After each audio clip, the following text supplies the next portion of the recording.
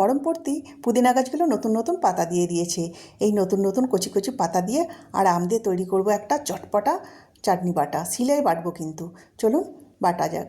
প্রথমে কি করব, প্রথমে পুদিনা পাতার নতুন নতুন যে পাতাগুলো বেরিয়েছে ওইগুলো তুলে নেব, হাতে করে কেটে নেব। আবার কিন্তু নতুন পাতাও দেবে। ভালো করে ধুয়ে নিয়ে বাটবো, শিলে বাটবো কিন্তু। এই যে আম নিয়ে নিলাম, কাঁচা আম, কাঁচা লঙ্কা, আদা, একটু রসুন, ধনেপাতা আর পুদিনা পাতাটা সব কিছু মিলিয়ে কিন্তু বাটবো। প্রথমে আম, আদা, রসুন এগুলো কিন্তু একটু থেতো করে নেব, তারপরে বাটবো। এই বাটা চাটনি খেতে যেমন ভালো, স্বাস্থ্যের পক্ষেও ভালো।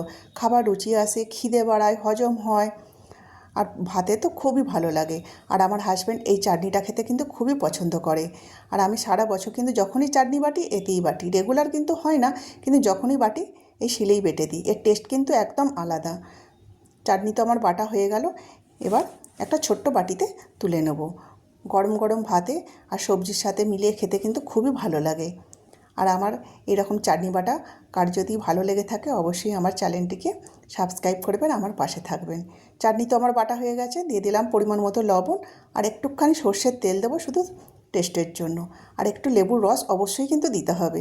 তৈরি হয়ে গেল একদম চটপটা পুদিনা পাতা দিয়ে আম দিয়ে বাটা চাটনি। কেমন লাগলো এরকম আমার বাটা চাটনিটা? আর যদি ভালো লেগে থাকে অবশ্যই আমাকে কমেন্ট করে জানাবেন। সকলকে ধন্যবাদ জানাই।